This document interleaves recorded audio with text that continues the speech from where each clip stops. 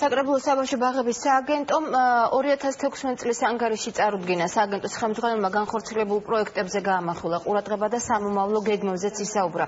გასულ წელს 1600 ახალი სამუშაო ადგილი შეიქმნა, 1166 ბაღში 60,000-მდე ბავშვი დარეგისტრირდა, გარემონტდა ძველი შენობები და აშენდა ახალი სკოლამდელი ასაკის დაწესებულებებიც.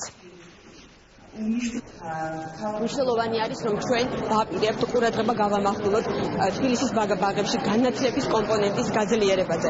ერთ-ერთი მნიშვნელოვანი არის ინფრასტრუქტურული რეფორმები, მეორეს მხრივ შინაარსი, ის ცოდნა, აღზრდა და განათლება, რომელსაც ჩვენ ვაწყებთ ჩვენს აღსასწრებლებს. ჩვენი მომავალი თაობა არის ჩვენი პრიორიტეტი და რესურსების მობილიზება სწორედ მათი აღზრდა განათლების მიმართულებით უნდა განხორციელდეს. მნიშვნელოვანი აქცენტები იქნება გაკეთებული ფსიქოლოგების და ლოგოპედების თემაზე, რომელიც წლების განმავლობაში იყო შტატი გაუქმებული ძალიან ბევრ საბავშვო ბაღში.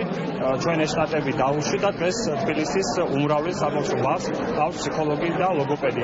ამავდროულად საუბარი გვექნება 2017 წლის გეგმებზე.